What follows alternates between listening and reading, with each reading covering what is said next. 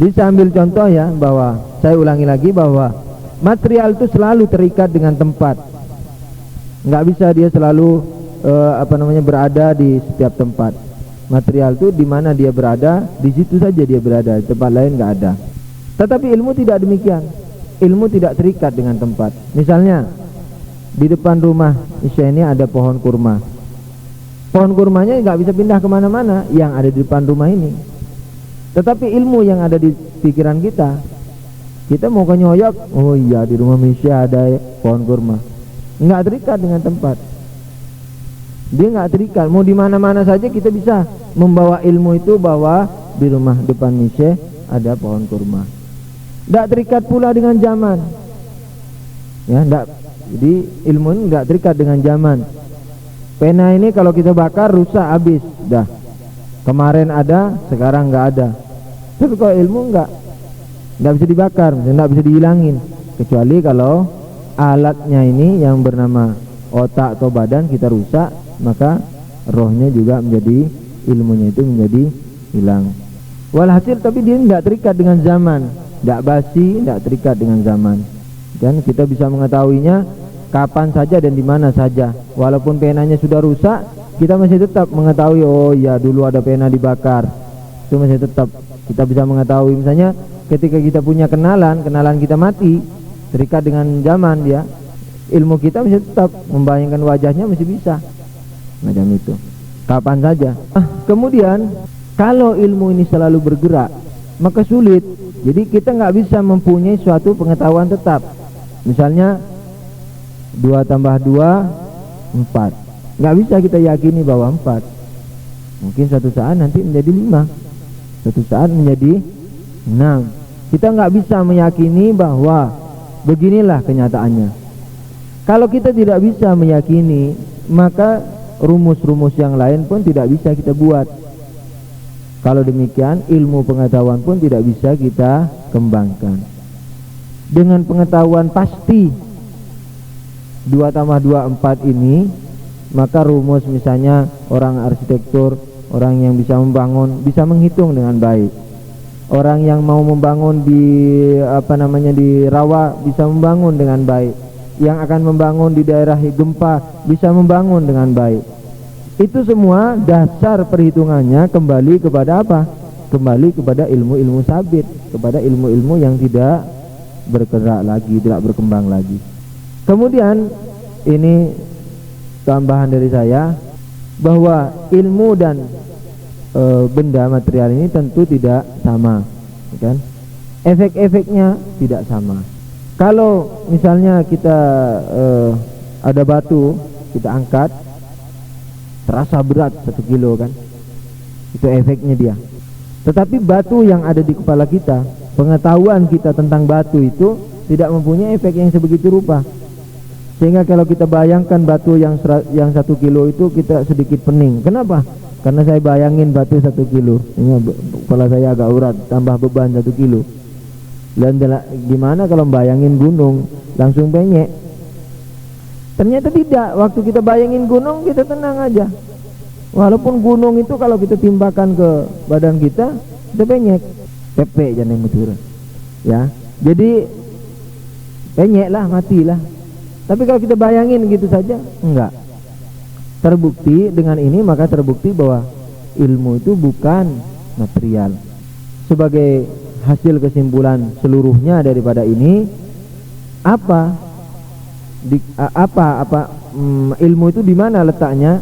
Ilmu itu letaknya di roh kita. Roh itu adalah non material. Dengan demikian tidak ada masalah. Artinya dengan dalil tadi bahwa dia berkembang, rohnya enggak, rohnya non material, ya.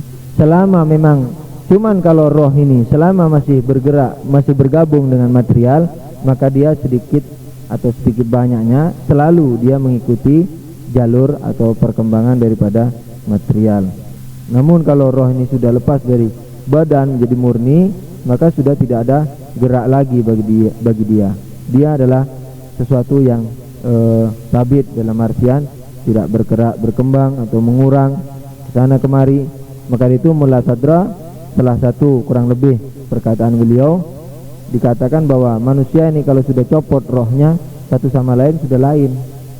Artinya kalau kita ini sekarang kan sama manusia, cuman bedanya wajah kali, cuman bedanya mungkin pengalaman kali, itu bedanya. Tapi kita sebagai manusia, artinya jelas satu bangsa, satu suku, satu kalau dalam istilah Arabnya itu, yakni satu golongan.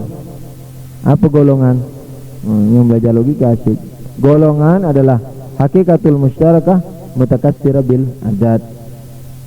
Hakikatul musytarakah mutakassira bil adat. Golongan itu adalah sesuatu yang di dalamnya terdapat banyak, tetapi banyaknya hanya dari segi jumlah hitungan. Seperti kita esensinya sama. Manusia ini hakikatnya banyak, kita kan, tetapi satu sama lain tidak berbeda secara esensi, secara zati tidak berbeda. Seluruhnya kita adalah manusia, seluruh kita adalah binatang rasional. Tidak sama dengan binatang. Binatang itu banyak di dalamnya, termasuk manusia, ular ini. Satu sama lain berbeda. Ular sama manusia secara hakikat sudah berbeda. Tapi kalau kita, hakikat manusianya tidak berbeda. Nah, yang membedakan adalah sifat-sifatnya saja. Katanya Mullah Sadra yang pernah saya dengar, bahwa nanti kalau roh ini sudah lepas dari badan, mutakassira bil anwa, la bil adad. Wah, ini sudah tidak satu bangsa lagi. Jadi selama roh ini melanglang di bumi, di waktu dia bersama dengan badan, menumpuk amal, ada yang enggak menumpuk ilmu, ada yang enggak menumpuk amal, ada yang menumpuk dosa. Ini nanti rohnya terbentuk dari perbuatannya ini di dunia. Begitu rohnya ini lepas, yang tadi menumpuk amal soleh dengan menumpuk amal jahat sudah berbeda. Misalnya kayak ular sama kucing gitu, bedanya kayak gitu. Bukan satu bangsa lagi, bangsa kucing misalnya, bangsa manusia itu enggak lagi sudah. Ini ngeri kalau statement Mullah Sadra ini yang pernah saya dengar ini benar. Sehingga satu sama lain nanti nggak bisa nyembunyiin. Ketahuan kalau sekarang bolongnya. Begitu kita bersatu nanti di alam barzah sana, kita menjadi tetangga di sana, satu sama lain sudah nggak bisa nyembunyiin hakikat dirinya. Oh, ini yang dulu Yahnu memberi ceramah ini. Kayak saya yang Yahnu memberi ceramah, ternyata babi. Naudzubillah. Jadi hakikatnya itu rohnya sudah lain dia. Kayak ini, kayak malaikat Jibril sama malaikat Mikail umpamanya. Itu jangan dikira satu bangsa, enggak. Kalau di teori filsafat sudah enggak satu bangsa. Sebab apa? Sebab yang namanya material, yang namanya non material tidak bisa dihitung adadiyah.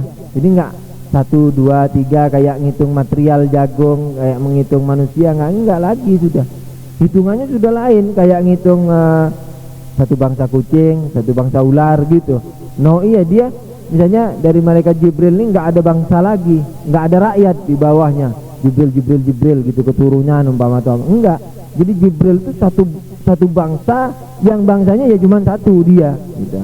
Mikail juga begitu, dia satu bangsa yang bangsanya hanya satu dia gitu. Jadi antara Jibril dan Mikail sudah lain, bukan sesama malaikat misalnya seperti kita sesama manusia, cuman mungkin tugasnya satu sebagai guru, satu sebagai petani, tidak begitu lagi. Begitu halnya juga dengan roh kita ketika lepas dari badan. Ketika dia lepas dari badan, maka dia sudah pada hakikatnya yaitu yang copot itu ya roh yang sudah terbentuk di waktu di masa dia masih bergabung sama badaniahnya. Maka itu satu sama lain sudah tidak sebangsa lagi. Dia adalah satu bangsa yang dimiliki oleh dia sendiri. Kalau kebetulan dia misalnya berbentuk misalnya naudzubillah babi, ya satu bangsa yang dimiliki oleh dia itu. Perkara nanti ada babi lain yang kelasnya misalnya entah lebih tinggi 1 derajat atau malah lebih rendah 1 derajat, itu semua satu bangsa gitu. Ala kulli hal. Nah, orang kasyif itu dapat melihat biasanya hakikat roh kita itu. Nah, dia kenal ini bangsa apa ini. Begitu. dan entah bangsa apa. Pernah dalam satu sejarah ada orang mempunyai guru, gurunya ini selalu menutup wajahnya dengan serbannya. Jadi nggak pernah dia menengadahkan kepala dan berjalan gitu melihat orang-orang, nggak pernah. Kemudian muridnya tanya, wahai guruku, kenapa anda nggak pernah membuka serban anda yang menutup mata anda? Iya, karena saya nggak mau melihat himar-himar berkeliaran ini dan sebagainya, babi, anjing. Kata muridnya, wahai guru, coba kau lihat aku. Dibuka sama gurunya ini serbannya. Wah, ente himar. Langsung dia ini taubat. Imam Shadiq pernah itu, alaihissalam, salawatullahi alaih wa ala abahi wa abnaihi al-ma'sumin, pernah duduk di Mekah melihat orang yang tawaf, melihat orang tawaf mengelilingi Ka'bah. Ada seorang syiahnya di dekat beliau. Dia mengatakan, wah hebat ya Imam Shadiq. Apa?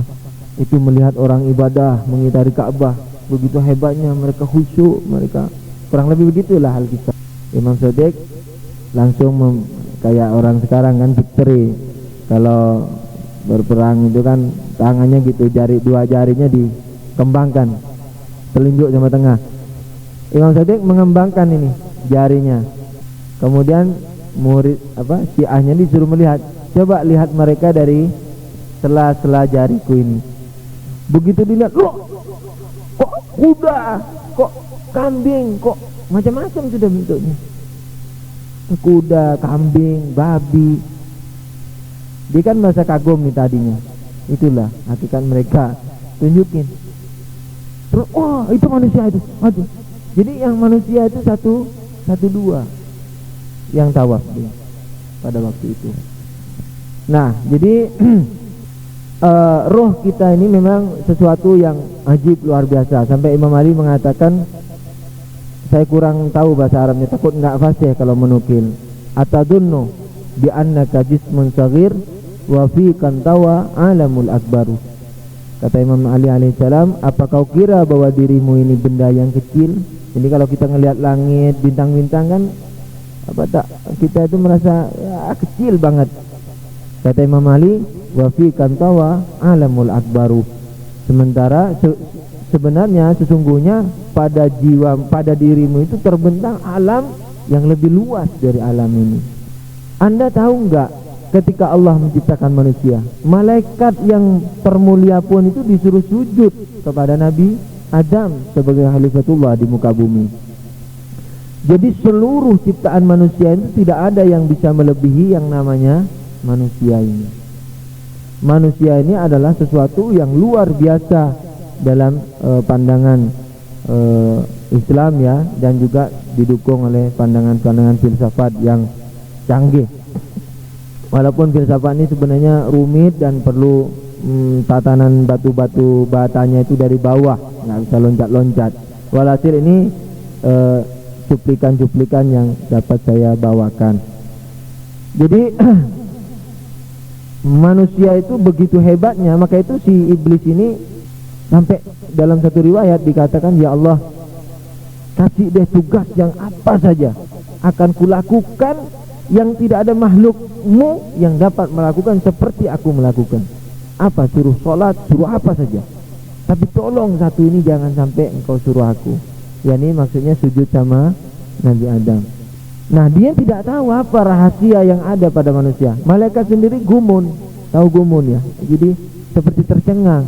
Ya Allah, apa kau akan ciptakan khalifah di muka bumi yang saling berbunuh-bunuh? Allah tidak menolak itu perkataan malaikat. Cuman Allah mengatakan apa? Inni a'lamu ma la ta'lamun. Saya mengetahui apa yang kalian tidak tahu. Jadi istilahnya pada diri manusia ini penuh rahasia-rahasia.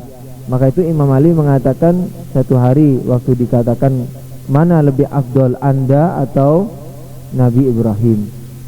Imam Ali mengatakan sebelum menjawab, sebenarnya aku tidak berhak menceritakan apa tentang diriku kepada kalian, fadilah-fadilah yang ada padaku.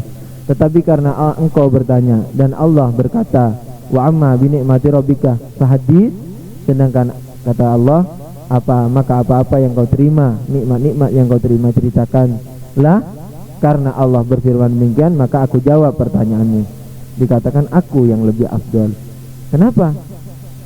Karena Nabi Ibrahim di waktu itu bertanya kepada Allah, "Kaifa tuhyil maut?" Ya Allah, bagaimana engkau menghidupkan yang mati? Allah berkata, "Afala tu'min?" Apa engkau tidak percaya? Nabi Ibrahim mengatakan percaya. Lihat ma'inna qalbi, lakin lihat ma'inna qalbi, tapi supaya aku ini lebih yakin lagi. Sedangkan aku, kata Imam Ali, seandainya bumi ini dipecah, diperagakan kepadaku satu persatu, dan langit juga begitu dipecah, dan rahasia langit ditunjukkan kepadaku satu persatu, masdadtu yakina. Iya, lau kusyifal kita masdadtu yakina. Seandainya seluruh penutup alam, seluruh penutup yang membuat langit dan bumi ini serba rahasia, seandainya dibuka, kata Imam Ali, masdadtu yakina, keyakinanku. Waalaikumsalam warahmatullahi wabarakatuh. Sallu ala Nabi, Allahumma salli ala Muhammad wa ali Muhammad.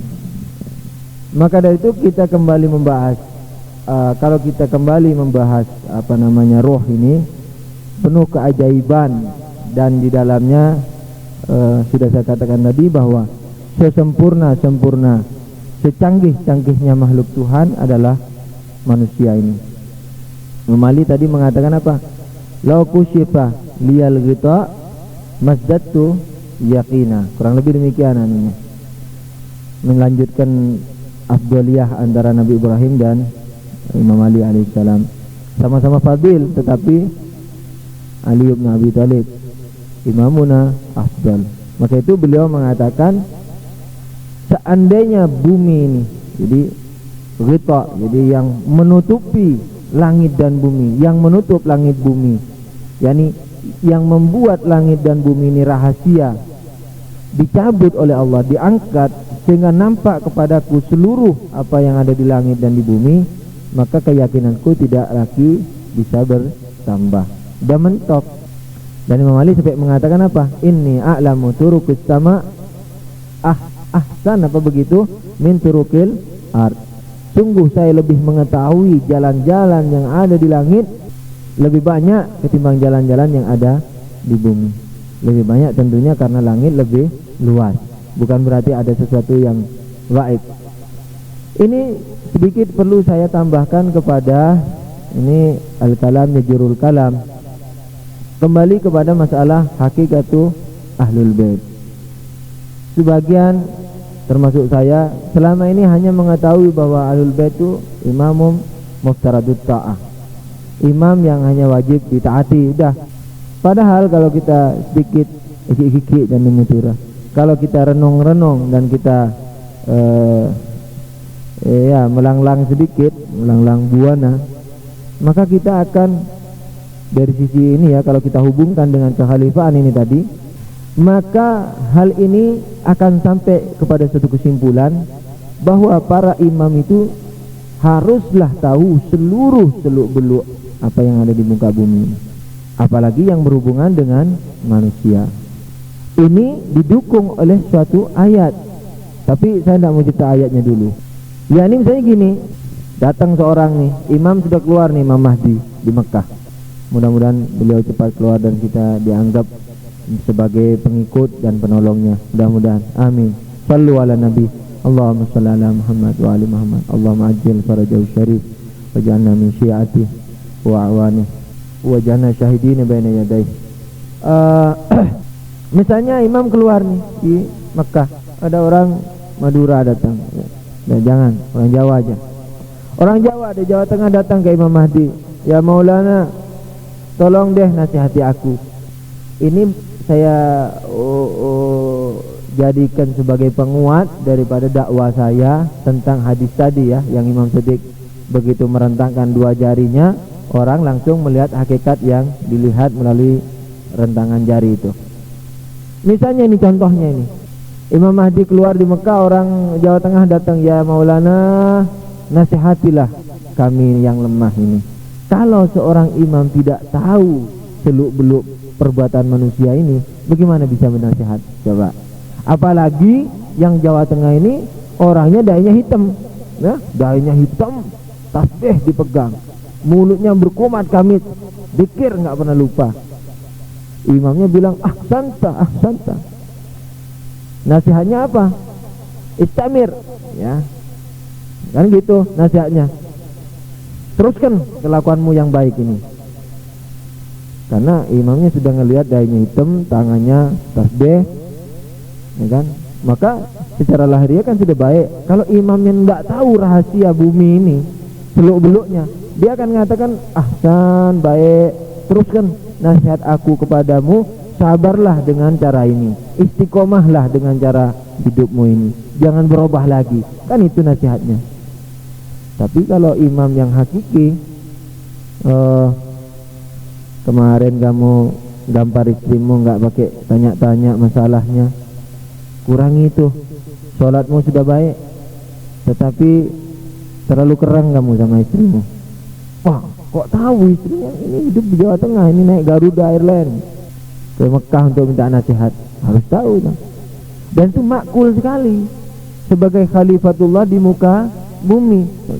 Kalau imamnya kita ini, untuk lihat ahsan, ahsan, jangan lepas itu tasbihnya, jangan malu diolok-olok orang. Tapi kalau imamnya, tahun lalu kamu punya hutang sama si fulan itu, ya imam, sama siapa? Sama orang yang namanya Joko, Jalan Trunojoyo, Gang 3, nomor 5. Itu harus tahu. Dan kau belum bayar. Dan hutangmu itu kebeli bajumu yang kamu buat haji kemarin. Hajimu batal kemarin, itu harus diulang. Karena baju sa'imu termasuk di dalamnya hutang yang sama Joko itu yang belum kau bayar. Batal hajimu yang kemarin, kau harus kodok lagi. Nah itu imam. Jadi imam yang hakiki begitu, harus tahu seluk-beluknya. Ini minta nasihat sama imam, gimana imam? Apa yang kamu lakukan? Oh, saya sudah haji, saya sudah zakat, ahsan, ahsan, barakallah, takabbalallah, mudah-mudahan Allah terima.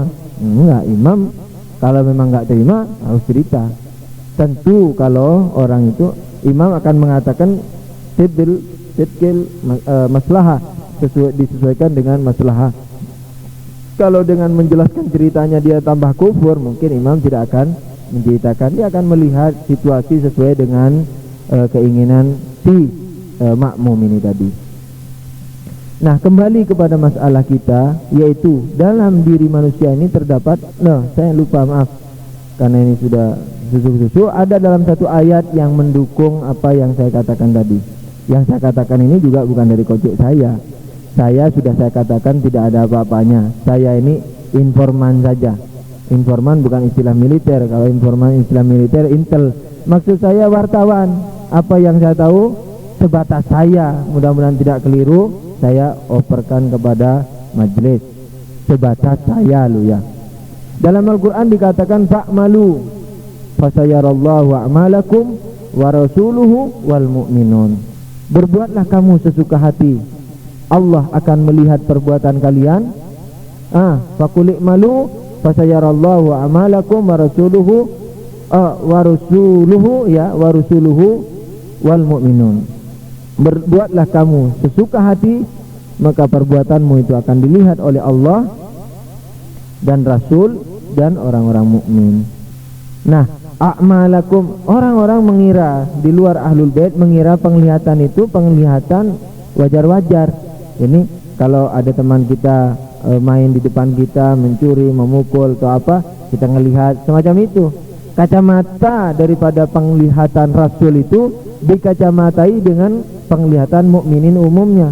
Karena mukminin melihatnya tidak bisa di balik dinding, maka Nabi pun begitu, tidak bisa melihat di balik dinding.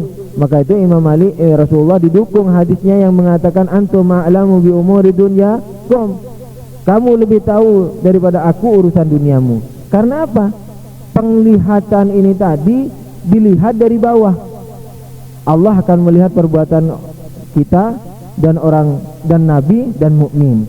Kita sebagai mukmin nggak bisa lihat di balik tembok. Kalau begitu Nabi juga begitu. Nah, gitu. Kecuali Allah istisnai.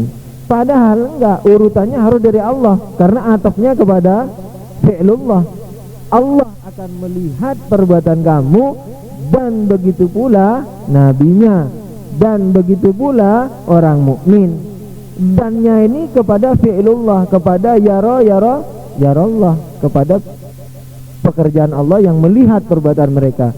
Melihat perbuatan mereka apa sebagian, apa seluruhnya, yang zahir dan yang gaib, seluruhnya, yang zahir sama yang gaib. Kalau Nabi diatapkan kepada yaro yang begini ini, ya dia juga tahu yang zahir dan yang gaib. Begitu juga mukminun. Masalahnya kita mukmin kok tidak ngelihat. Mukminnya kelas apa? Itu pun kalau punya kelas. Satu. Yang kedua, mukmin yang di sini khusus bil khusus adalah a'imma al-itsna asyar. Yang lain juga bisa, tetapi bil arad. Jadi yusbit lahum bil arad. Ini tidak asli. Yang asli, yang hakiki pada 12 imam. Yang lain gimana? Mikdar sesuai dengan kedudukannya. Jadi dia akan mempunyai sedikit kasyafiyah. Walaupun kasyafiyah itu ada yang bersifat mir'atiyah, ada yang bersifat mubasyarah. Ada orang sufi mengatakan ra'aitur rafidi khinzir hanazir. Saya melihat orang-orang rafidi ini babi-babi. Rafidi ini maksudnya Syiah. Ini orang ngetop ini. Saya tidak mau bawa namanya. Imam mengomentari di dalam bukunya mengatakan sesungguhnya kasyafiyah itu ada dua macam. Ada yang bersifat mir'ati, yang bersifat cermini. Ada yang bersifat langsung. Orang ini melihat bersifat cermini. Jadi dia melihat orang rafidi, seakan-akan dia melihat orang lain, padahal yang dilihat dirinya sendiri. Gitu. Jadi waktu dia melihat, sebenarnya melihat dirinya sendiri. Oh, fulan itu rafidi, itu khinzir itu. Dia melihat dirinya sendiri. Itu kelas yang pertama dari kasyaf. Maka itu jangan gambaran terkecoh. Begitu Anda sampai ke derajat kasyaf, begitu Anda melihat tetangga Anda khinzir semua, Anda harus pukulkan ke diri Anda dulu. Oh, ini saya kali. Kenapa? Karena kalau dibuka oleh Allah, Anda akan lebih bersemangat. Jadi begitu Anda berikhlas diri dan mengabdi, satu saat akan ditunjuki ini hakikat kamu. Anda akan lebih khusyuk. Kayak gini, neraka ngejar kita di belakang. Neraka ini bunyi apinya meraung-raung, kita nggak akan bersemangat untuk lebih berbuat baik. Di kasyafiyahnya yang dilihat oleh orang ini bahwa rafidi hindir, kata Imam rahimahullah, mengatakan sebenarnya itu kasyafiyah mir'atiyah, kasyafiyah pertama, yaitu yang bersifat cermini, yang bersifat cermin. Jadi sesungguhnya dia melihat dirinya sendiri. Alhasil mengenai roh ini ada satu yang memang urusannya urusan Allah Subhanahu wa taala, tetapi sekedar daripada apa yang mampu diterima manusia telah dibahas oleh berbagai kalangan, baik orang-orang filosof atau kaum ulama dari kaum muslimin. Dan saya sendiri tidak tahu, betul sangat sedikit zarrah minal alam ajma'in, minal alim ajma'in. Jadi seakan-akan seperti atom saja di seluruh, dibanding dengan seluruh alam ini. Jadi yang itu yang dapat saya sampaikan, dan mudah-mudahan nanti bisa berkembang dalam pertanyaan kita. Mudah-mudahan apa yang kita lakukan ini membuat kita memacu diri kita untuk selalu membersihkan diri kita. Caranya sudah saya katakan kemarin, caranya dari awal, jangan langsung jadi aulia. Caranya dari awal yaitu beramal dengan fikih. Setelah itu akan jalan sendiri. Kalau kita sudah jalan setapak, Allah akan memberikan tapak kedua, tapak ketiga. Sebagian orang sudah lupa, begitu ingin dapat diskusi terus yang tinggi-tinggi, kemudian langsung mau jadi aulia. Nggak jadi-jadi, kita harus dari bawah, kita perhatikan itu. Dan setelah sampai ke atas pun, yang di bawah harus tetap, tidak seperti cara yang tarikat-tarikat yang ada. Kok tidak sholat, saya sudah hakikat, kamu masih syariat, kamu sholat, saya enggak. Tidak begitu. Ini dari bawah, tetapi yang di bawah ini walaupun sudah sampai ke atas nggak kebuang, kecuali beberapa ilmu pengetahuan. Karena relativitas yang ada, yang hal itu dimaaf oleh Allah dan sudah ada jenjang.